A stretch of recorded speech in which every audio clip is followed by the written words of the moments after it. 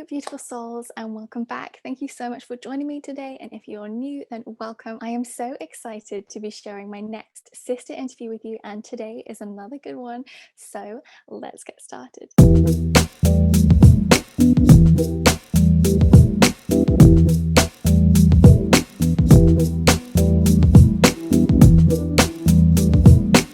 Okay, let me just get my questions ready. Ready. Yeah, baby. Baby. Oh my gosh, I'm so excited. Oh my god, she's here. Yay. Oh my Hi. gosh, hello. All I really want to start by saying is thank you so much for being here, Britt, for giving us your time today when you're obviously really busy. I really appreciate that. And it's just so nice to have this time together because we've organized this, nearly a year ago. So it's I'm nice to finally have it. it's pretty much, yeah, it's beyond due time. So thank you so much for having me. I'm so excited to be here. Can't I'm so wait. excited. So, for anybody who doesn't know, Britt is a heart healer. She is a certified hypnotherapist. She is a coach. But more than that, I feel like she's incredibly wise.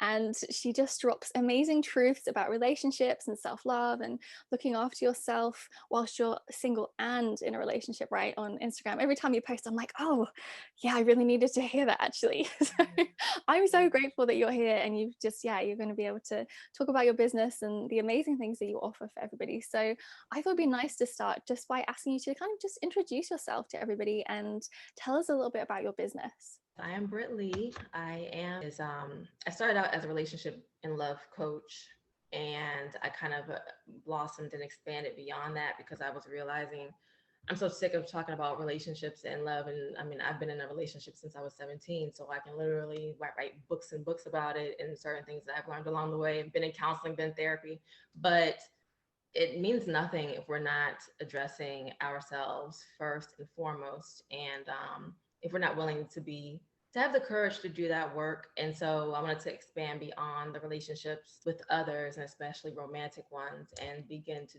just unpack some things from within. And that's what I mean by heart healer. And then I am still that coach and certified hypnotherapist. So in that, I kind of help people to, the way I normally explain it is like we all have an inner program or inner computer that was programmed mostly during our childhoods, but we're continuing to be programmed all the time, Mm. whether it's with media, social media, television, the news, like everything, it's all programming. And a lot of us are just not conscious of it. And the more you do become conscious of your programming and conditioning, as far as your belief systems, your fears, the things, how you look at yourself, the way that you tell yourself that you are. I was just talking to a friend yesterday about, like, it's interesting how so many of us see so much in each other, but we can't see it in ourselves. Yeah. Though that self image is just like, it's not there to where it is for other people, in their eyes, like, we're amazing, we're the bomb, like, what are you talking about, you're great, but then, like, we don't feel that. And so that's the kind of thing that I help people to kind of like do, is like level up with who you truly are.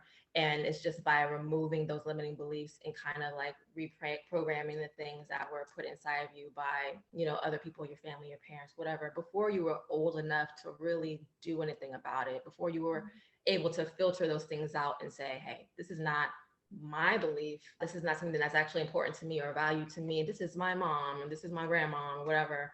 And those voices, we can start to kind of like take them down notch by notch and actually elevate your inner voice. So that's pretty much what I do in a nutshell. Just that, yeah. Yeah, just that. That was a lot. I really love that. No, I think it's great. And I think I really liked what you said about unpacking. I think that's really important actually, because obviously we've just been talking about boxes and we kind of do that on a mental and emotional level, don't we? Like we leave things in their neat little box, we kind of section them off and we're like, well, I'll deal with that one day.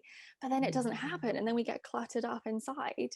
And that's when usually this build up leads to something like depression or anxiety or just some kind of breakdown or something, doesn't it? Because it's like we literally can't fit any more in. There's only so much we can hold within us. So yeah, I love that you're talking about just taking those programs out, unpacking them, releasing them to create space for something else, right? For something new and Yes, exciting. Yeah. exactly. That's the part that we don't always recognize, is like, yeah, we're unpacking this stuff so that we can create space for other things, like, that you would have not experienced before, or that you've been kind of telling yourself you can't have. And it's just like, it brings so much light in, like when we let it, when we can tell ourselves it's okay for me to be actually happy. That's a really huge thing for a lot of people that we don't realize. Mm. We don't even think we're allowed to be happy. And so we keep all this stuff and it's really not doing much for us. And some things aren't necessarily toxic, at least to the eye, but it's taking up space. It's like mental real estate. And like you said, we only have so much of it. And so Mm.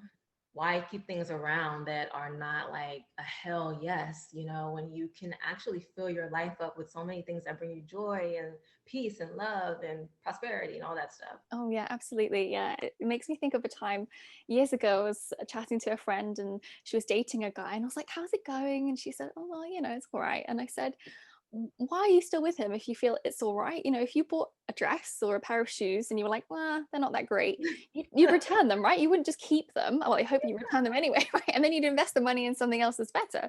So why would you Exactly. do that with a relationship of any kind? Like, hopefully you would value yourself enough to think, are we both getting what we need from this? So yeah, I love that. I feel like there's so much empowerment that you bring. That's what I feel like. I feel like you just know how to help people to become empowered, as you say, like in their truth, to understand themselves. Yeah, yeah. That is really what is at the crux of it. It's like that self-understanding and then giving yourself permission after you do understand that about yourself to lean in and start nurturing that part of yourself. And then that comes with some self-management tools that I offer mostly through group coaching. And then so like little by little, you start to feel more in alignment with your true self and your real best life, not like the fake stuff you're putting on Instagram, to show that you're Mm, the happiest and that you have a great family and you're in a great relationship, but to actually feel like you are living your life for you. And that's so important to me. That was the whole thing that even got me started on what I'm doing. I had to go through that process myself and it was hard. it Mhm. is. It is. I think your camera's just slightly frozen there, Britt. Really? Yeah, I Oh, can. I can hear you. I it's can so hear you, annoying. but your picture's frozen. I don't know if it'll. Oh, there we go. Good. Yay. Okay. This stuff is so spotty Oh, here. is it? Oh, don't worry. It's fine. It's all good. Okay. Yeah. So what I really wanted to kind of ask you is about your journey, how you kind of stepped into what you do. So really, like, how did you awaken or find the path that you're on now? Was it like intentional or coincidence? What really happened for you? I first started coaching before I realized what I was doing. I used to work at a disability law firm. This is back in the day. This is right after I graduated from college. That was my first job. And we helped a lot of veterans, and it was mostly veterans, but just people, period, who were having issues getting their disability through the government to actually get that pushed through. And so I met so many people who were struggling with so many different types of ailments.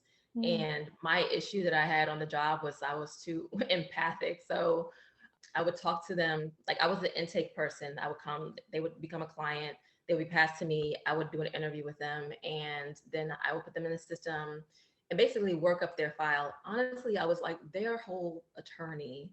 The only thing that the attorney did was to interview them and get the business. And after that, I took off and did all the work. So doing that, it showed me a lot about where my strengths were and what I had to offer. I'd been giving people advice about relationships for forever, since I was like a freshman in high school. It's ridiculous. Like people always came to me about their boy issues. Then this was a next level up with helping people like cope with their different health issues and like, loss of their partners, loss mm, of their limbs, people coming back from across, overseas and they weren't able to get any help. And it just really opened my eyes to so many things. mm, That people struggle with. And so I would be spending way too much time with these clients, and half the time would be like me trying to help them to adjust better to mm, what they were dealing with. And, my boss was like, that's not what you're here for. Like, this is why this is taking so long.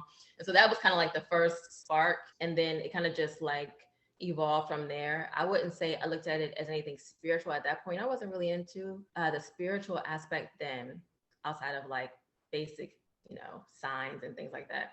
mm, That happened when I basically hit rock bottom and lost everything. And my husband, he was not bringing in consistent income. We lost our home. basically were almost homeless and ended up moving into this like 1 bedroom apartment that was in some awful like basement unit. And it was like, when I say, just think of the most depressing apartment you could think of, with no light. It was cold. It was just ugh. And I was just like, how did I get here? And then I thought in that moment that having a child, because we were trying, and now I'm looking back at it and I'm like, why was I trying to have a child when we were struggling like this? Like, what was I thinking? I was thinking that that would make me happy, that would bring me some type of joy and fulfillment, like somebody else to take care of. I don't know, like that would give me some type of purpose, more purpose in my life. And so when we found out we were pregnant, we moved out of that disgusting 1 bedroom apartment, which I was happy to do, and went back home to DC, the DC area. And ended up back at my mom-in-law's house, and her house is even kind of more depressing, or on the same level as that other place, because she's kind of like the same way. It's really interesting how all these stories involve no light being let in. Now that I'm thinking about it, she lived in the same type of scenario, but she had plenty of windows. She just draped, like covered them all with drapes, and she didn't want anybody to see inside. But really, it just cut off all the light from the house. And so now that's clicking, like these are kind of signs. But I just was like looking around, like, how am I back in this bedroom that I, was in when I was like 17 years old, 18 years old, when I first met my husband. And I ended up miscarrying, and that was a really hard process, and it was really long. It was like a 3-month long miscarriage. And my granddad on my dad's side passed away, and I couldn't go see him because everything I was going through was so like dramatic. I couldn't travel. And it was just like one thing after another. And then I was just questioning what I was doing. I was like, I'm smart. I went to school. But even beyond that, I always just felt like I had something to share and contribute. And I didn't really know what exactly that was. So that kind of forced me to start really digging into myself and asking for help, trying to connect more with my intuition, balancing my chakras. I started to look into all this, and that kind of is what evolved with the spiritual awakening. Yeah, wow. Thank you so much for sharing all of that, Britt. I think, yeah, Yeah. you share some really interesting things, because I think, yeah, what you're talking about, it's almost literally like you were in a cocoon, and you were being reborn in a way, right? And all of that is incredibly difficult stuff to go through, of course, but ultimately it's led you down this path. All these things kind of, they come for our highest good, right? But it's when you're in that moment, it doesn't feel like that at all, does it? It just feels like, okay, everything's against me right now. Like I literally can't do anything right. And yeah, but that's really interesting what you're saying about like the darkness and just coming out of that. So did you come out of that and find a nice bright space to live in? It's interesting. Yes, exactly. Right after that, I basically was in the point when I told my husband, it was like a make it or break it conversation that we had, because I had been wanting to move out west for a really long time. I still do, but I'm content now. Whereas then I was just looking for anything to make me happy, and everything was external. So I was like, okay, maybe it's the baby, or maybe it's this move, and blah, blah, blah. And so I told him, but I was also just tired of making my decisions, big life decisions, based around my relationship, which I had been doing since I was 17. And I was starting to realize that was not healthy. And for what, like, we're young. If you want to go and chase your dream, at least allow me to chase mine. So I'm tired of being stuck in this place where there's literally no growth and I'm not getting anything out of it. And just, you go, do your thing, I'll do mine, and we'll see, where it leads us. And he wasn't having any of that. He didn't want that. And so I said, okay, then what are you going to do to change the situation? What are we going to do? Because I'm not going back down there without a plan, back to Atlanta. And so he promised, he was like, okay, this is what I'm going to do. If I don't get this taken off within this amount of time, then you can do what you want. Just give me this amount of time. And so we came back down here, and everything literally just, it's really weird. It was really aligned. Everything just fell into place. We came down here having one place set up supposedly to move into. That was not a good look. We went there to check it out, and there were broken, like the things were falling down. Like, this was a joke. Literally, I felt like I was in a TV show. I was like, punks. What the hell is going on right now? These blinds are falling down. This needs to be repainted. Obviously, the bathtub looks disgusting. Like it needs caulking. Like it was just so many things. And we were like, okay, what are we gonna do? We not again, right? So we actually, on the way to see that place, got lost in another community and we had to turn around. And I was looking at this place and I'm like, oh, it's so beautiful. And it's like in the heart of the city. You would never know it was back there though. It was so removed, but it was removed, but the next street over was like a main street. And I was like, oh, that's probably too expensive. We wouldn't be able to afford that. And so we went on to see this place that now we can't move into. And now we're in this hotel room, like, what the hell? And I said, you know what, I'm gonna look at that place that we got lost in earlier to just see, you know, what comes up or whatever. Looked at it, it wasn't crazy. So we set a time to go look at it and we loved it. And then everything just kind of from then fell into place. So approved, no issues, not even a deposit. Wow.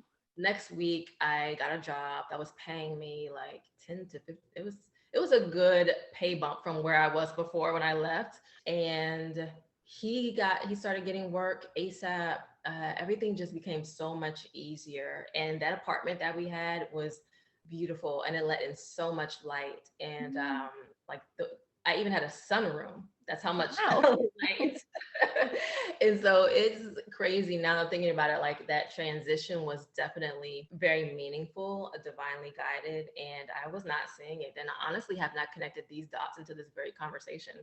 Oh, well, that's kind of great. That's always nice. That is nice. Yeah. I love that. I think there's something really powerful about when you just trust, as you're saying earlier, like trusting your intuition. You're just like, wait a minute, I'm just gonna have a look. I just feel called to just see what it's like, see what the price is like, and actually, wait, no, we can make this work because we're both getting work and money, and yeah. So that shift was obviously massive. So I don't know, was that around your Saturn return or something? Because that just sounds like really big.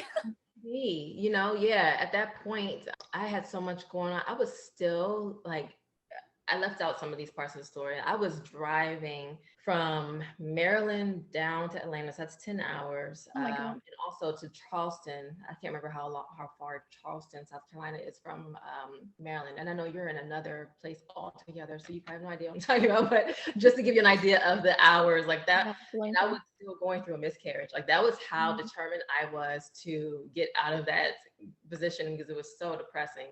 And I was like, I just know the only thing I knew is that I needed to raise my vibration. If I was going to do anything, you know, I couldn't be in a space like that because that's the last thing I wanted to do was get stuck there. So like, I'm going to make this work. I did that several times. I probably did that drive like 3 times before we ended up back down here. And I don't remember what my point was even for bringing that up. I don't know either. I was just enjoying that. Yeah, I feel about Saturn return. I was just saying I didn't know anything else. I wasn't thinking anything of it until after the fact when we moved in, and I was like putting the pieces together. I was like, oh, like that seemed like an awakening, and then I felt like I went through a dark night of the soul, and like just all these things. But that was after we moved in, and I was just trying to make sense of what happened and why we were now in this completely different place, and what I had done to kind of maneuver out of that space. Yeah.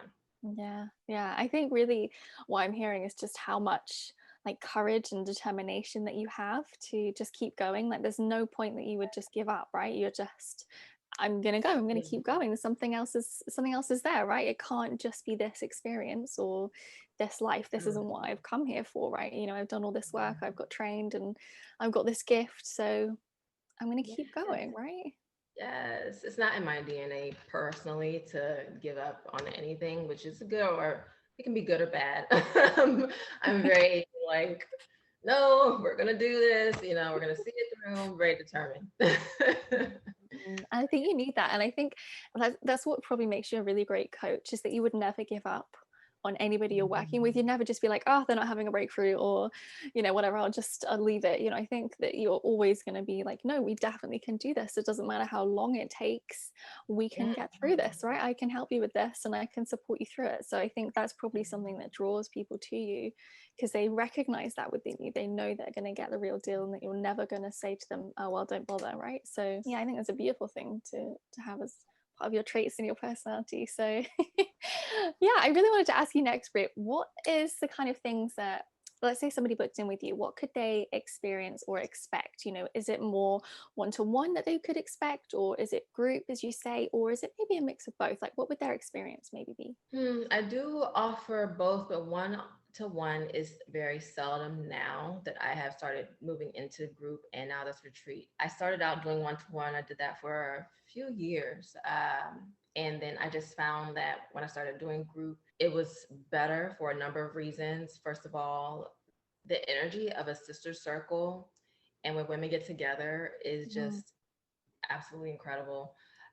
Healing within itself, just to be able to have that group and feel like, okay, I'm not alone with these type of issues or thoughts or beliefs or whatever, and to play off of each other, it expands your mind to other ways of thinking. I've had people come up with business ideas in my groups, like, so it's really been incredible. It also saves energy for me as well. So I mean, the group is a lot of energy, but it's better than trying to, sort that out amongst multiple people at different times of the day and all these different schedules or whatever. It has been more affordable for my clients. And so it just works out all around to be able to do it in a more of a group atmosphere. And then the retreat, I'm just adding on.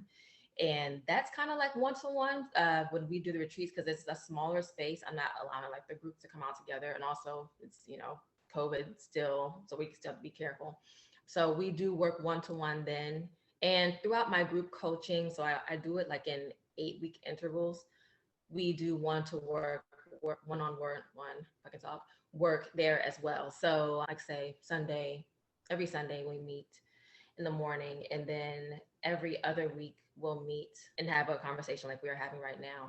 Mm. And I'll do that with each person that's in the group. My groups are really small to keep them intimate and to make sure that everybody feels comfortable and safe to share and all that. So yeah. Yeah, I think that's really important actually, is that people feel they can express and share and it's being held by the others there, right? And that, Yeah. they're all kind of in it together, as you say, and they have something in common and connect. And yeah, Yeah. I mean, I find that really interesting. So do you find that there's a specific thing people come to you for healing or to move through? Is there a specific thing that you tend to focus on? Yes. A lot of people come to me saying that they feel like they're not living authentically.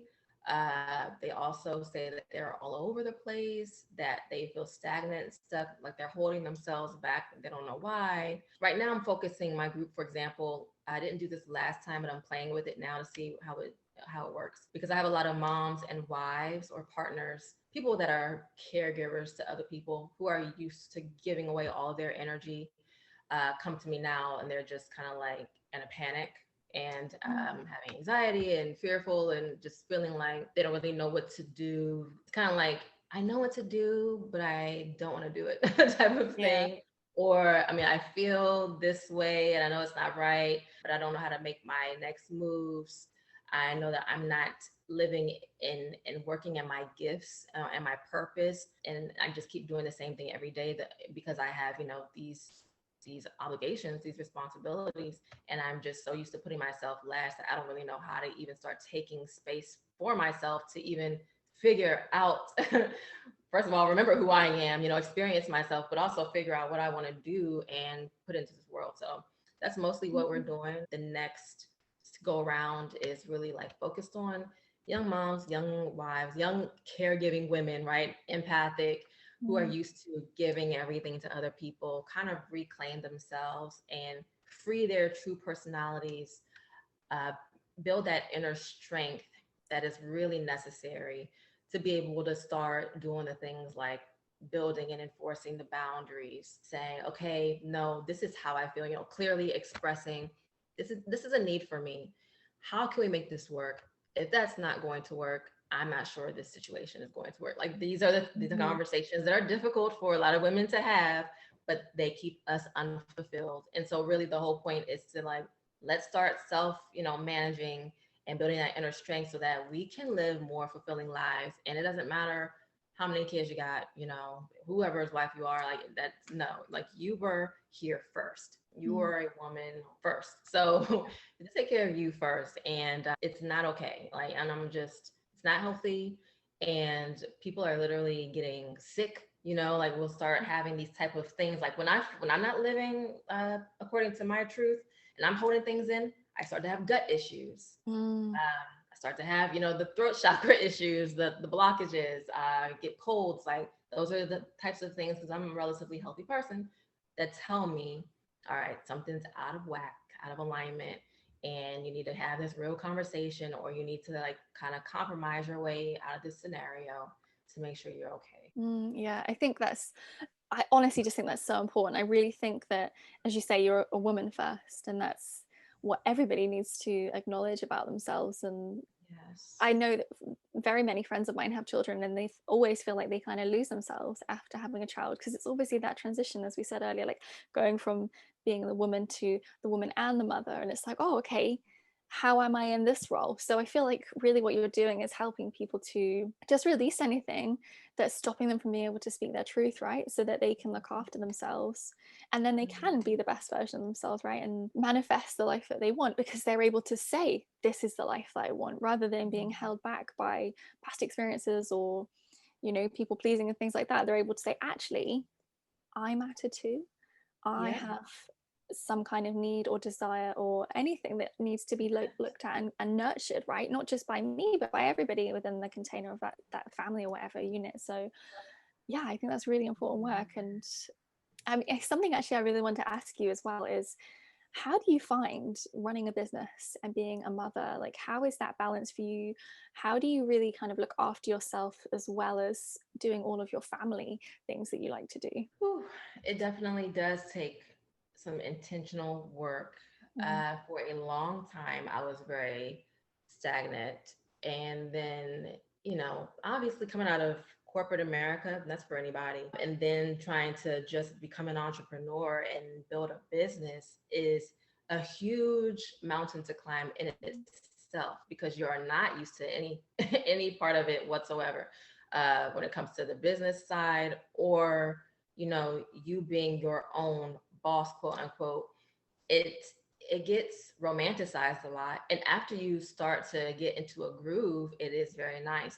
But until then, it's a whole lot of reprogramming and like coaching yourself along. And especially if you don't have anybody, it's very lonely. And then if you do have other people who are depending on you on top of that, like a child or kids or a spouse, and if they don't also, like, it's so many different layers. Like my husband is an entrepreneur, and he started his business before mine. I helped him build his business, Mm. partly because I didn't really have a strong sense of self, and I was just used to helping. These are the things that we're talking about. And so his business took off before mine, and then he did in turn help me to build mine, to pay that back. So can't take that away from him. But he really was kind of like the person that I kind of looked to, because I didn't have anybody in my family growing up. My granddad ran some residential properties, like owned an apartment building in the city in DC. But as far as like a business and being an entrepreneur and day to day, I didn't see that at all. Mm. So that's a huge struggle, because I mean, what I saw was lack. We don't have enough money. It's always no, to everything I'm asking. I thought that a dollar is hard to earn. It's hard to make a dollar. We need to save everything. Jobs are hard to come by. So if you find one, you keep it. You don't let go of a good job. These Yeah. are the thoughts that I had going into it. And so that in itself is hard enough. Then my family already being used to having mom or wife be a certain way, then I'm trying to embrace this other life and expand and grow, but that's very uncomfortable for anyone. Our growth is often very uncomfortable for anyone who, they're used to us being a certain way, Mm. and they get what they want. And so it can be difficult. That's very challenging. I think what helped me was really being very vocal. I was not always like this. It took me years. I was very much the more quiet. I don't want to rock the boat. I don't want to hurt or disappoint anyone. I was raised, to like, you respect your elders. You don't talk back. You don't ask questions, that type of thing. And so my husband, actually, he's the exact opposite. We are the opposite in a lot of ways. So we complement each other. So he was the one that was like, F that. Like, what are you talking about? This is jacked up and blah blah. And he would be like telling me things, and I would be like, no, it's okay, or yeah, it's kind of messed up, but I'm not gonna say anything, and blah blah. And so eventually I began to get out of that space. And when I was actually being intentional about it, I realized, oh, well, the world didn't explode. I'm still okay. I am here. Nothing happened when I spoke up just now. So let me try that again, right? And so more and more I started to speak up for myself, and then I started to feel better. The weight started to lift off of me because I wasn't always holding everything in. So basically that same practice I had to then take into my family and really break it down. And this is where a lot of women struggle, especially wives and mothers. It's because we feel like, oh, it's selfish, or this is my identity. This is what I'm supposed to do as a good mom, a good wife, a good woman. We are naturally caregivers, and we are, but that means we also have a responsibility to naturally caregive ourselves, right? Yeah. If we look at ourselves that way, like we are just the caregivers, right? Then how do we expect our spouses, and they're not doing it most of the time, they're not doing it from a bad place, but how do we expect them to not see us as a set of reproductive organs just walking around, right? Or, their maid, someone that's there to basically their second mom. That's the role that a lot of Yeah. wives take on. Like, oh, well, great. I've gifted you my son. Now you can, or my wife, whoever, now you can take care of them. And no, no, no, no. We have our own purpose and set of strengths and set of gifts. And I had to sit down and talk to them, and my daughter, honestly, and tell them, look, I don't love you guys any less, but I need you to hear me out. Yeah. This is important to me. You guys are important to me. And if I am also important to you, beyond what I can do for you as your mom or your wife, then I need you to work with me. I need us to start kind of like reshaping this dynamic a little bit. And this is not going to only benefit me, it's going to benefit you guys, because my mood is going to be elevated. I'm going to feel happier. You're going to develop some more independence. So you're going to feel stronger going out into the world. I'm talking to my daughter. You're going to see certain things that I didn't see growing up, and you're going to have certain things in place that I didn't have. And, talking to my husband, like, you're going to get a better wife, somebody that you kind of like more, right? Yeah. And I won't be blaming you for my unhappiness and be resentful of you later on. And these are the conversations. At one point, I was telling my husband, look, because my husband's very needy. I love him, but he's a Cancer. And with a Leo moon, okay? I He was likes gonna say, does he have Leo in him? I was like, surely he does.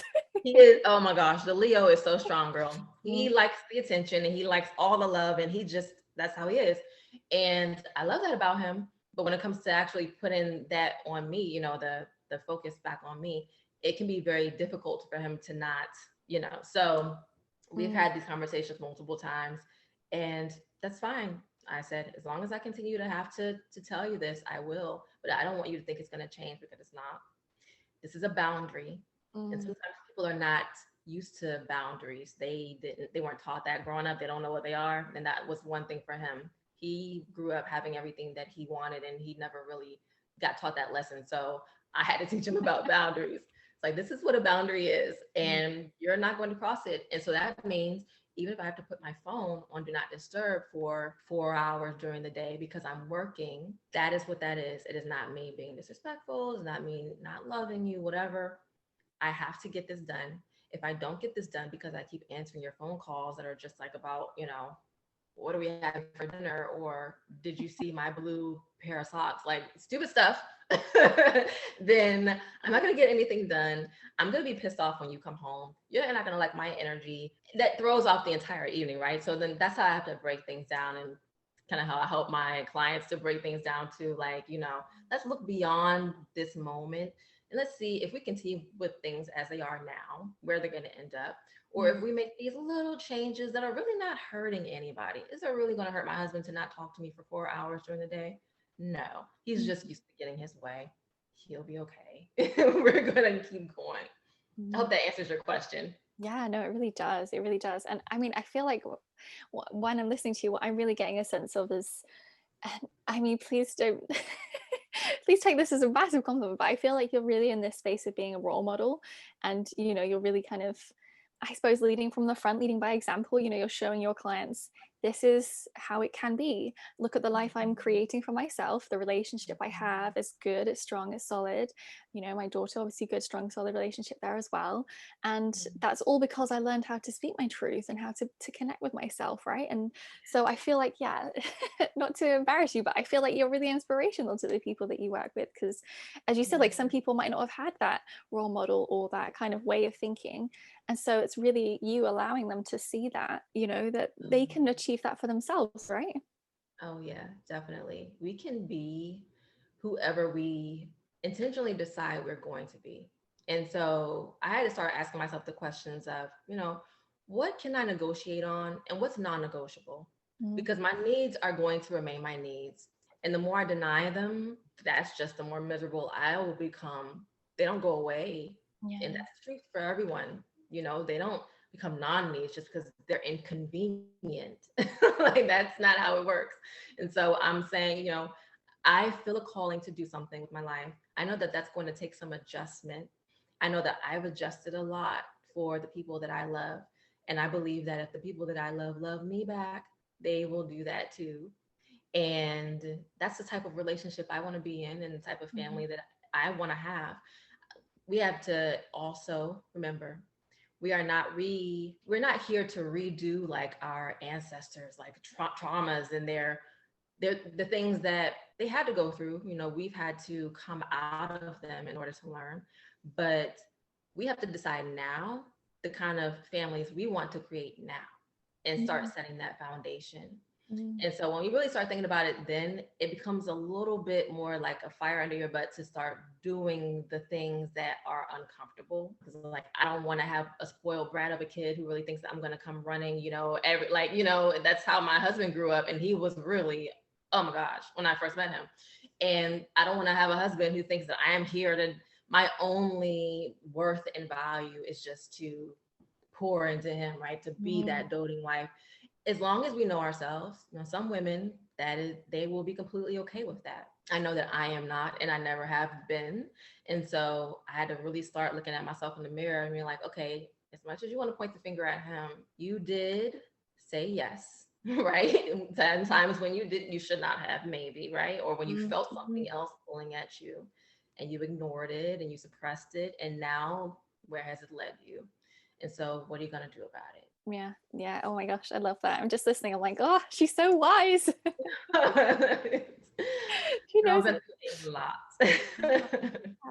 Now, there was something I wanted to ask you. Wait, let me just remember, because there's so many things that you're saying that I'm like, oh, that's so good. Yeah, I know. You did that a couple times to me too. And I was like, dang it, I was going to ask her something. Oh, it's going to come back to me in a minute. I know it will. Oh, yeah. So it's almost like, aside from what you're teaching and coaching your women in, it's almost like ancestral healing as well, then, because you're helping them to break generational patterns and generational trauma, right? You're helping them to maybe bring in something different and, yeah, just move past that. So is that something that you quite consciously integrate anyway? When it comes to my program, yes, we did. It was not intentional. And now moving forward, I might make it a little more intentional, because that is, people need, like, I had to realize my fire, right? The thing that might drive me forward is not always the same for everyone. And I feel as though anyone that is really seeking out help to expand and to transform, to grow, to do something, and they're feeling that resistance, that initial reaction is to withdraw, right? To go back inside. I really try to help people first understand that is not abnormal. That is completely normal, because, I mean, look where you came from. So we'll start talking about parents, grandparents, these same people, like the great aunt, who I had one client who she would talk awful to my client and tell her that she's never going to do anything. She's never going to be anything. She doesn't know why she tries to do this, that, and third. And I'm like, well, looking at that great aunt, where is she? What was her life like? Is that somebody that you would want to be like? Would you want to switch places with her? That's on one end. And, look at everything that came before you, even just the first two generations. So look at your parents and your grandparents. What kind of things, where can you see these issues crop up in their lives? So, with my mom, I saw the lack mindset that's coming from my grandmother. And so Mhm. like looking at our foremothers, what are we now carrying that, it's not like we created it, but it is there. Mhm. Those are those ancestral curses and traumas that we now have to deal with and intentionally break if we want to create a new pathway forward for ourselves and our children. And it's not easy. So if we can just accept that at first, like this is something that's already been here way before me. This is not my fault, Yeah. but I know that I am going to, if I don't feel strong enough right now, I know that that's courage I'm building up, because if I wasn't supposed to be dealing with this, it wouldn't be in my life. And I wouldn't feel like this, urgency around dealing with it. Mhm. And so I know that every little step I take, I'm just building like a little bit more courage, and I'm going a little bit further outside of that comfort zone, and I'm creating change. And not only for me, but for my family that I love so much, and for their kids. Yeah. And that's amazing. Can you imagine all of us? Not everyone is going to do this at the same time, but as a collective, us actually looking at our issues like that and just being like, okay, you know, I accept this. Of course, I wouldn't have chosen it, but hey, it's here. I have to deal with it little by little. I'm going to overcome this shit. Yeah, I think that's such important work to be doing, and Yeah. acknowledging that that you do have the power to break that you don't have to continue that. And obviously I'm not a parent yet, but certainly when I become one, I hope that I would really be able to think, okay, is there anything I'd like to do differently, or change, and therefore create a different experience for my child so that they grow up differently to me. And I Yes. mean, I think I turned out relatively okay. My mum did a Yes. pretty good job, but you never know, like there's always going to be something, isn't there, that's carried down or maybe skips a generation. So as you say, it's like making it into kind of digestible steps. I think if you see it as one big thing, you're like, whoa, that's a Yes. lot. I don't know if I can do that. But if you can break it down, it actually helps you to see, okay, it's just this little thing I'm starting with, and we'll just see where we go Mhm. from there, right? And if they've got support from someone like you, then that just makes the whole situation and the transition and the transformation so much more powerful and smoother, right? It does. And when we can stop blaming ourselves and making things so personal to ourselves, it becomes so much easier to actually tackle. So I make a conscious effort to remove whatever the issue is from me. So let's talk about low self-esteem.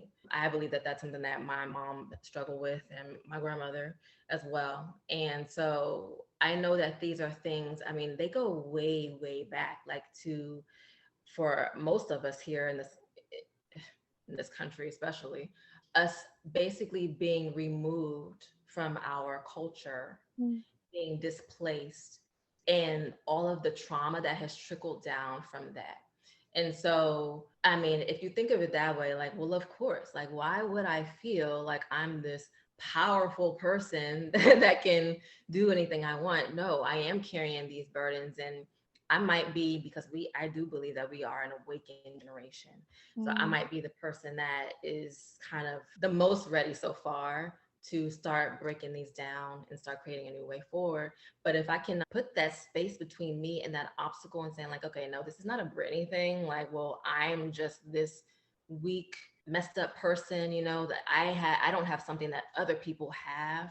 And I Mm. see it for what it is, which is, okay, this is something that my bloodline has been carrying for a while. And all I can do is my part to try to, make a different way forward. And this is how I can do so. And that's just one little bit at a time, not a Mm. whole thing, this big mountain that we have to climb at one time. No one does that. And even in real life, no one does that. So let's not expect the world overnight, and Mm. just show ourselves some compassion and give it some time. Yeah, Yeah. yeah, definitely. I think so often we do kind of hope something is an overnight thing, and it, Hmm. it it rarely ever is. And healing obviously just comes in all kinds of squiggly ways. So yeah, I think really it's interesting because it's like going back to what we were saying at the beginning about removing that programming. So it's like your programming from this lifetime, your ancestral programming, maybe past life programming, like there's a whole load of things that are going Hmm. on. And if we can't see it, we often forget that it's there, right? And so being able to tap into that, you Yes. just start peeling the layers, right? Yeah, yeah, yeah. And then for me, I look at it, once I know that, then I'm like, okay, well, then I just look at this like a challenge. So it becomes like a little game. So Mm, whenever I start to feel that, like, okay, here I am, I'm hitting this blockage, I will make it into something that I can enjoy doing. So, like, well, I know when this happens, I got to step up. So I know that once I beat this level, I move on to the next level. And I can also treat myself, which is something that we did in our groups. Like, as we get this next level, is kind of like the level up, then we get a treat. So whether that be, like you get a little self-care bag, or I'll be offering some pampering stuff here on the retreat, stuff like that. Like, this is what happens when you level up. And I mean, it just, not to say that it gets easier, because it doesn't really, mm, but it does become more manageable when we have the tools. It doesn't get easier, because being at level one, it's obviously going to be some work to get to level two. And when you're at mm. level two, to get to level three. But then when you look back, when you're on level four, at level one, you're like, that, I wish this was a piece of cake like level one. Well, of course. Well, that's what it's like to grow. So yeah. Mm, yeah, it is a full-time job healing.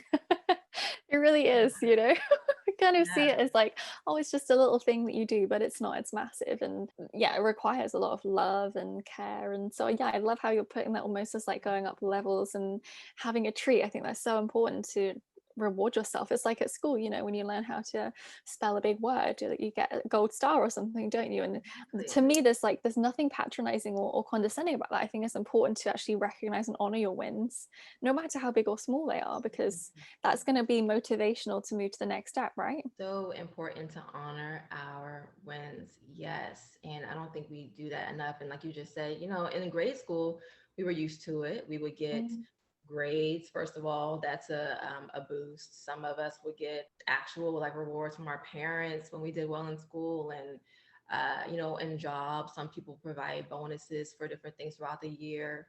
And it's like, oh, but we can't reward ourselves for our own wins, whether they be, financial, or about work, or just about overcoming something inside, yeah. and growing out of something, growing out of a person, growing out of a situation, and being able to look back and say, like, that's actually a past chapter. I've moved on. Wow, I don't feel like that anymore. And I Mm, deserve a treat. Like, I deserve to feel good about what I did, because that actually was growth, and that was hard. And mm. so I did it, and I deserve to feel good about it. That's so important, Yeah, it really because is. I no one else is totally going to agree do with you. it. No one Mm, else is going to do it. exactly, exactly, exactly. And you have to think like, surely all your ancestors are going to be like, yes, Yes. when you're doing it, right? So yeah, even if you can't see them, you'll know that they're there, just Yeah. like egging you on ready for the next step. So yeah, I think I love it. I just love it so much. But I really want to dive into talking about the retreat, because this is really exciting and this is something that you're just launching. So please tell us everything we need to know about that. Okay, so retreats. It's a part of Revival of the Goddess, which is my 8-week group coaching. It's like a hypno coaching. So what we do is we we do something kind of similar, kind of different every week. Like, for one week, we might just talk about a specific topic as a group. I might share something, and then I open the floor to everyone to speak, and people speak to each other, talk, we'll have a conversation. And then the next week, we might do a group hypnosis, and then we'll proceed into whatever that conversation is. And then we do that for 8 weeks. Throughout this 8-week period, maybe a little bit before, maybe a little bit after, I'm inviting women to come for a retreat, and it's called the VIP Goddess Retreat. And really, it's for a couple of things. First of all, for us to work one on one together in a more soothing and healing atmosphere.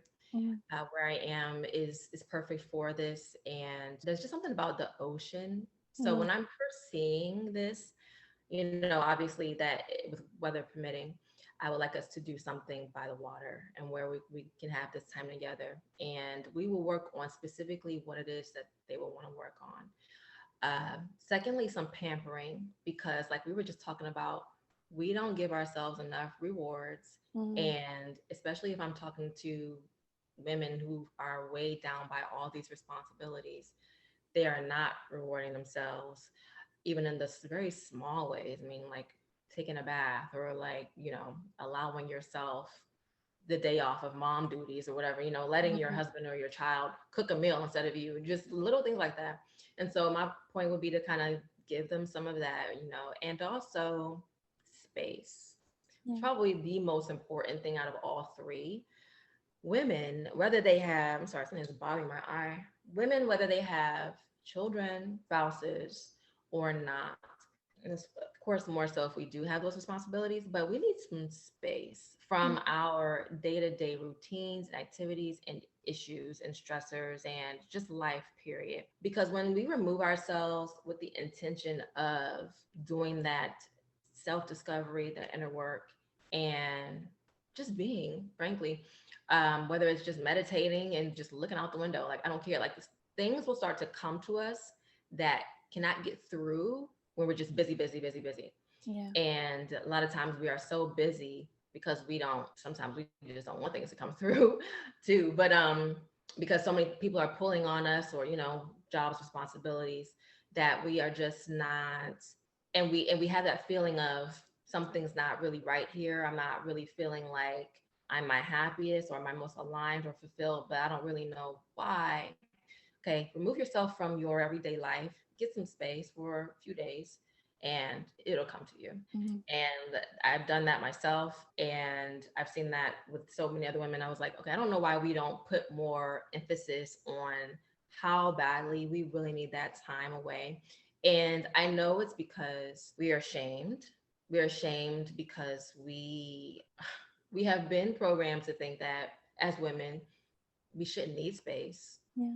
We are here to take care of everyone, and they're depending on us. So why would we want something like that? When I took a trip, for example, by myself when I was in California, before I left, my daughter asked me, well, mom, why would you want time away from us?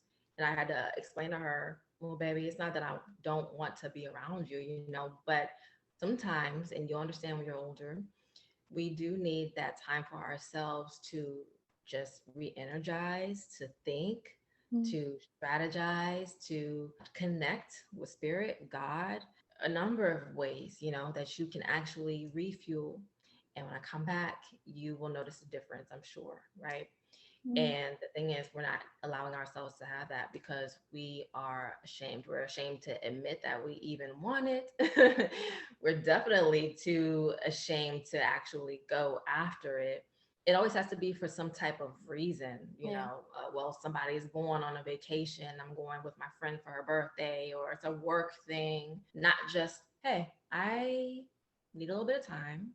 Mm. I'm going to go out of town, or it doesn't even have to be out of town, a staycation, right? And I just want to love you, left alone. I always have to insert that I love you, but I just want to be left alone for a little while for me. And it's so strange to people that the questions are like, well, why would you want that? Are you seeing someone else? And, but these are the things that we have to just start to accept and know that not everyone's going to get it right away, but eventually they will. My husband, he didn't understand a lot of things right away. Eventually he did. And no one is coming to save us. We have to save ourselves. Mm. And so the moment we can actually wrap our heads around that, and it's not always fair, of course, because a lot of people depend on us to come save them, and our kids do, and Yeah. our spouses, our boyfriends, our friends, whoever, our parents, as they get up in age, right? Yeah. And for us to then have to save ourselves, I know it doesn't always feel fair. But if we can take that responsibility off of other people and really just own it, it becomes so much more empowering, and your world's not going to fall apart. And if it does fall apart because you asked for a little bit of space, then it probably was not built on a solid foundation to begin with. No, exactly. Exactly. Yeah.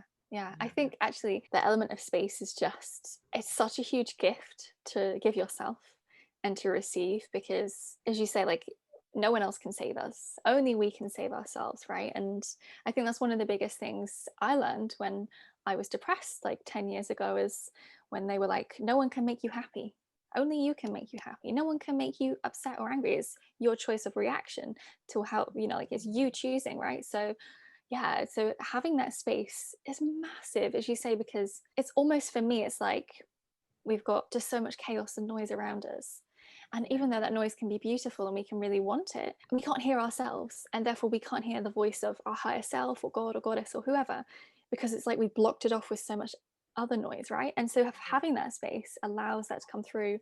I find that some of my best ideas come when I take the dog for a walk. And I'm like, Yes. no one else is around, and I will literally Mhm. I'll just to kind of think and talk to myself, and then I'll be like, hey, this is a great idea for a project or something, and then I'll like go home and write it down. So yeah, I think it's such a great idea to create a container for women to come and have that space. So is this something that people can book on no matter what, or do they need to come through the 8-week training with you first? Like, how did that work? I'm going to do both. Priority for, like, certain weekends. If I have people that are already booked for revival, obviously they get priority, but I'm going to open it up so that people can do like a 3-day thing. That's most likely going to be the blockage that I do for it, because it's not like a vacation home type of gig. Like, you can find that anywhere. You can find some place to stay. It really is for the purpose of like getting that space, being intentional. I'm going to have some things here to use: books, journals, tools, and things like that that will help to aid in that discovery process. For if somebody really wanted to have also a meditation like corner, room basically.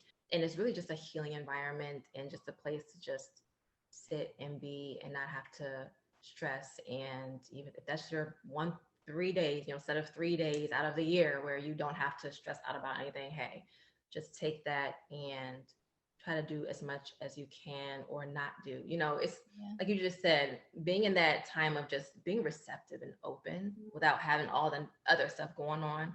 That really is the most of it. Like, that's the biggest part. Yeah, definitely. It sounds great. I'm in. Yeah. See you there. No, it does sound great. So are there specific dates that we need to know about, or are you going to be running it as like a continuous thing, or?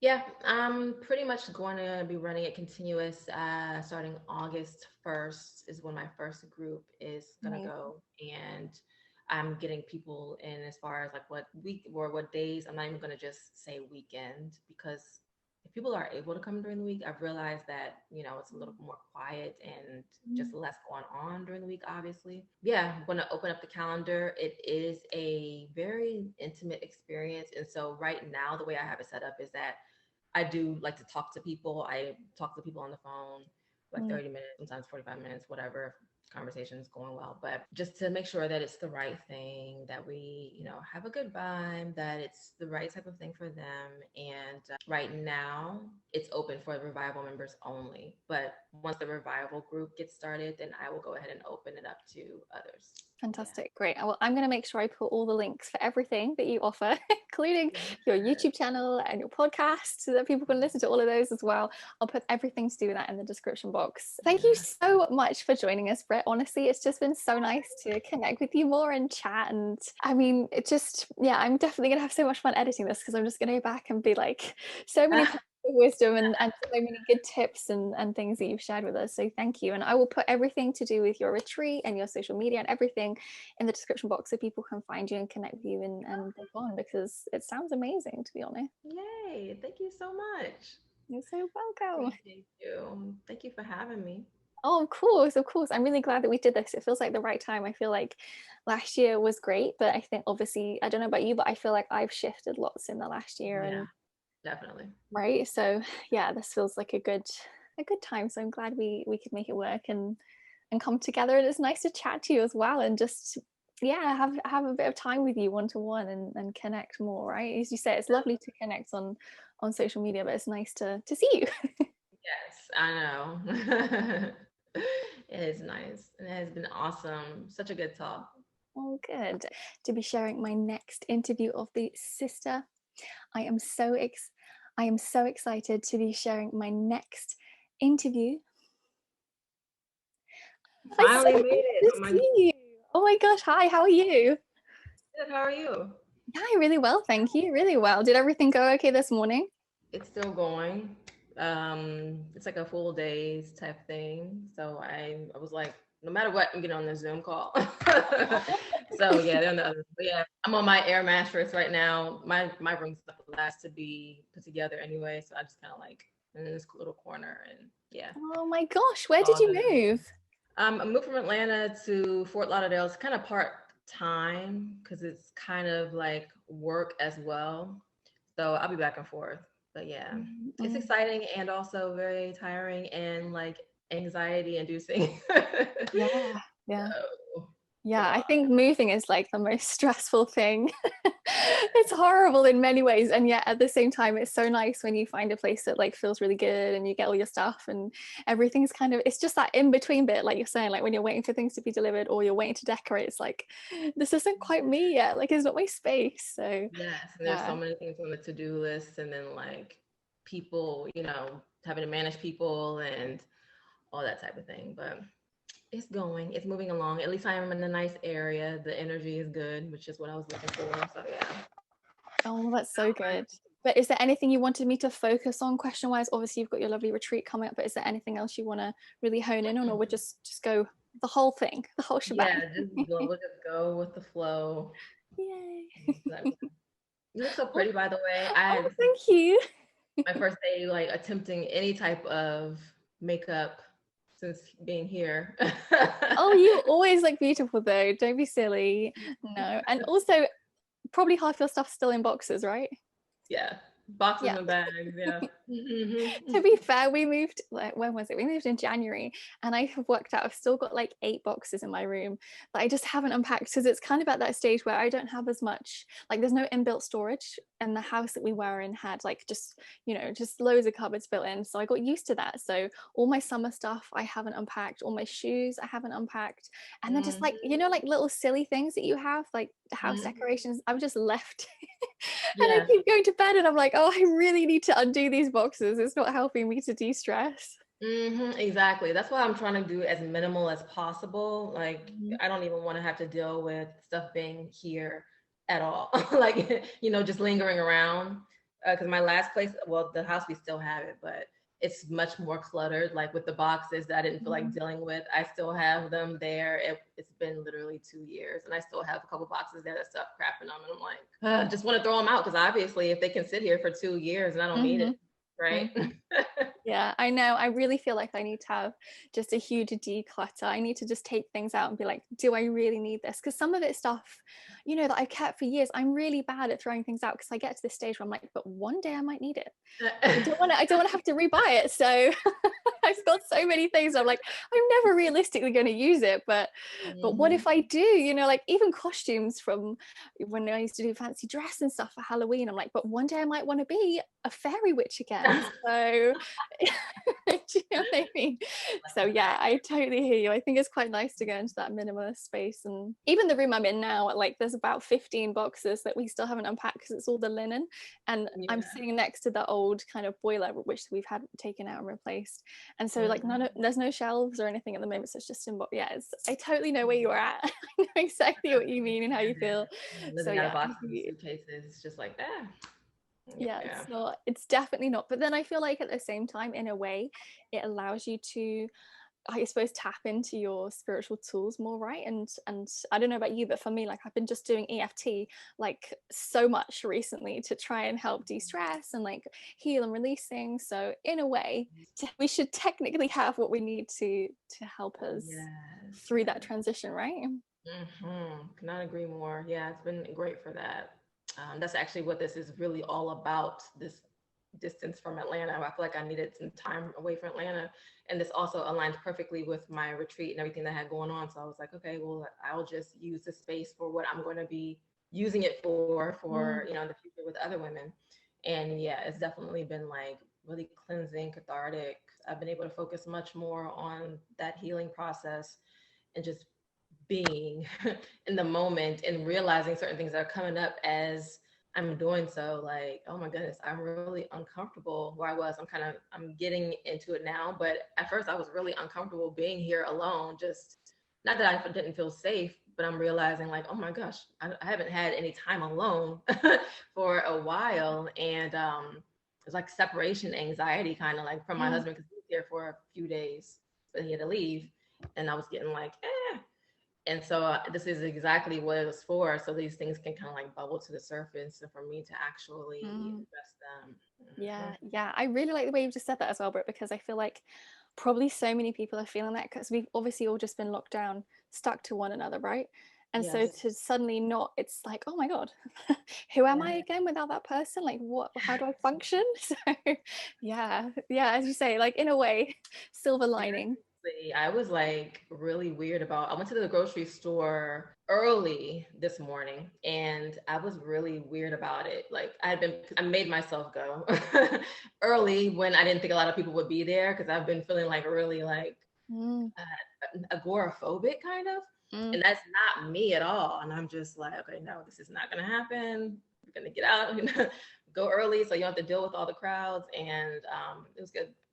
It's literally across the street. But yeah, it's the mind is really a crazy place. And like, yeah. I can't have myself feeling like, you know, a shut in or fearful in any way. Like when I recognize it, I know I have to do something about it, right? Yeah, definitely. Yeah, I love that. Yeah, great. Okay, well, let's get into it. I'm excited. Yes. Yay. Okay,